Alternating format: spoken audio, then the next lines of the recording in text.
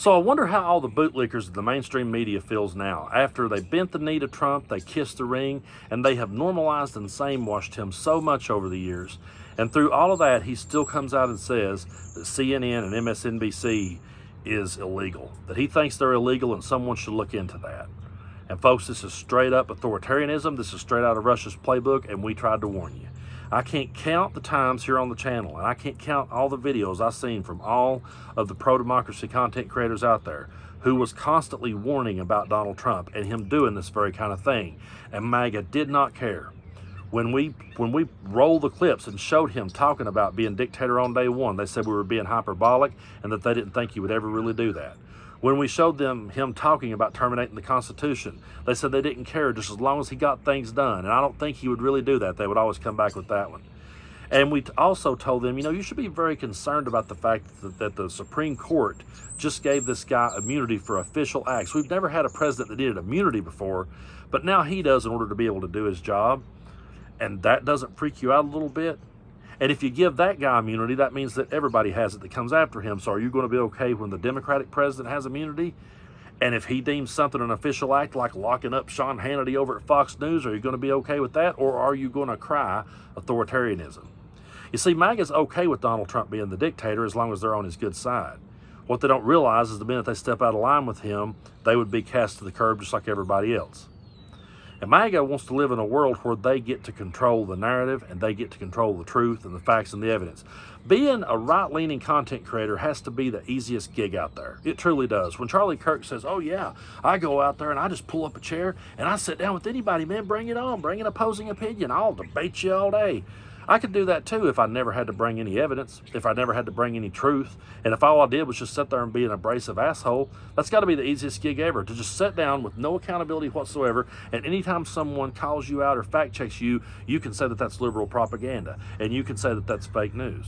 They've already got their scapegoats, they've already got their safety nets in place to land on, because they want to always control the narrative. That's the type of people we're dealing with, and that's what's so dangerous about this. Because if Donald Trump comes out and tells them that 2 plus 2 equals 68, and that anyone that says 2 plus 2 equals 4 should be arrested, they'll go with it.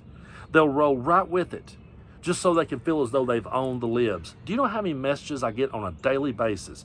Every day when I check my inbox, every day when I look at the comment section, there are people in there saying, we can't wait to see you get shut down. We can't wait to see you lose your home. We can't wait to see you lose everything you got. They're the sorest winners that I've ever seen. But all this boils down to is they want to control the narrative. So if Trump says MSNBC and CNN is illegal, they'll roll with that, not realizing that if Fox News or Newsmax ever steps out of line, or they themselves ever steps out of line, then they will suddenly be the enemy from within too. They don't realize just how close they could be to being on the same side of the fence with us. The minute Donald Trump doesn't need them, he would gladly throw them to the curb. And we've seen it. We saw it already. We saw what's happened when people tried to speak out against Elon. They immediately got demonetized. Suddenly they couldn't post anymore on Twitter. Suddenly they had like a 24-hour ban or a week ban or whatever it was he decided to throw down on them. And that's because they stepped out of line with him. You have people like Laura Loomer shouting, where's my free speech? I thought I had it. No, you only have it if you agree with Donald Trump. And he actually said that. Don't worry, I'm not going to play any of the clips. But Donald Trump actually said, I call it fake news to discredit it. I call it fake news when they say something bad about me, and I do it to discredit it. But if they say something good about me, I say they're the best network in the world. I say that they're great. So he's already told people how he does things. And even when he tells his side how he does things, they're okay with it as long as he's punching down at people that they disagree with. Well, you know what? I don't agree with Fox News. And they've had to come out and admit that they lied. They've had to come out and admit that they were full of shit. But I don't think that Fox News and Newsmax is illegal. They have freedom of speech. They're protected under the First Amendment. I think people should be held accountable for spreading misinformation, but the problem now is if Donald Trump is president and he decides what's true and what's not, how will we ever win that argument? How can you win an argument with people who controls what the truth is? Like I said, if he came out and said 2 plus 2 equals 68, his followers would believe it, and they would be perfectly okay with jailing the people who thinks 2 plus 2 equals 4. That's how warped this whole thing has got, and that's why we tried to warn people so hard going into this election. We tried to warn people so hard what the stakes were. I don't want to live in an authoritarian country. I don't want to live in a country where the president picks the press that he speaks to. I don't want to live in a country where the narrative is controlled by the president and his richest donor, and they decide what the truth is. When Elon Musk says, I'm being transparent, I'm putting it on my website, I'm putting it on my platform where I control the narrative, I don't consider that to be transparent at all. I see that as authoritarianism. I see that as them controlling the narrative. If Elon Musk really had the evidence and really had the receipts, he would sit down in front of the Democrats that he hates so bad and he would bring it right to their face. And he could publicly humiliate them, right? If he's got the truth on his side, then he could easily come out and say, here it is, I've got it. But we've not seen him sit down with them yet. We've not seen him come face to face and bring the evidence out in front of them because they're controlling the narrative. And they would love nothing more than to shut down networks who disagree with them. They would love nothing more than that. And they can do so and spin it that they're fighting the enemy from within. They're fighting the evil liberals, the evil left, and they don't and the followers are going with it right now. They're going with it because it doesn't affect them.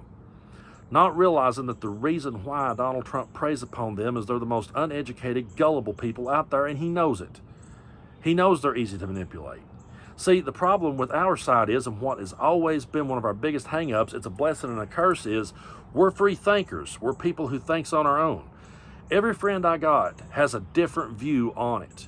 Every friend I have has certain politicians they love and certain politicians they hate, and it's very rare that we ever end up on the same page. And I've always said getting the left together and trying to get them to move forward together is like trying to herd cats with a water hose. It's damn near impossible to ever get us on the same side because we think for ourselves. I can be sitting and talking with my best friend in the world, and he and I could be sitting and talking, and we'll disagree strongly over a news anchor, or strongly over a political commentator, or strongly over another social media influencer. That because we're people who thinks for ourselves, but they don't. They all marched in the same direction, and they march at whatever Donald Trump tells them to, and they get mad at whoever Donald Trump tells them to get mad at on that day.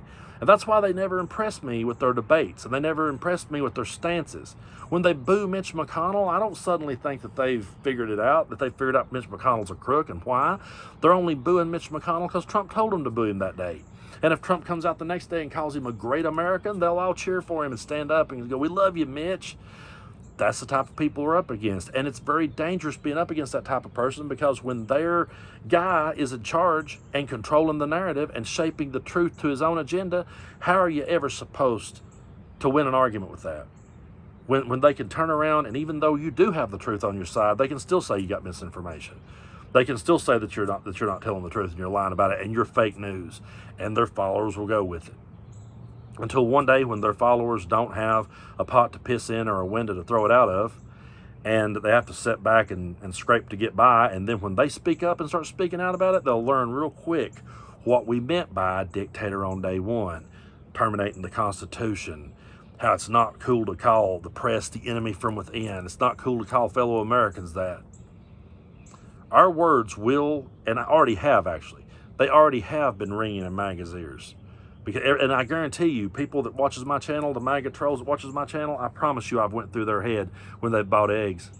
I promise you my song has been ringing in their brain when they go to buy the eggs, because they're not cheaper. And one day they could be sitting there behind bars over something they said, and it be, I just said I didn't agree with what he said. What the hell? Well, now you're the enemy from within, pal. Now you're over here with me. So people needs to really stop and think long and hard about this stuff. It's very serious. And there's people out there, I'm sure still right now, he ain't gonna do that. He's just saying that. And to those people I say this, he's testing the waters. He's straight up testing the waters to see what he can get away with, and his followers have let him know that he can get away with anything. And that is very, very dangerous for this country. But folks, I do appreciate every one of you for supporting what it is that I do here on the channel. And thank you for hitting that subscribe button. As long as I have a platform, I will be here calling it out. I will be here disagreeing with it. And if J.D. Vance is telling the truth about he believes in free speech and values it, even if it's coming from the opposition, even if it's coming from the other side, as long as he thinks that, I'm going to be right here speaking the truth and standing up against this, because it's straight up wrong. And if nothing else, like I've said so many times, I really do believe we're on the right side of history.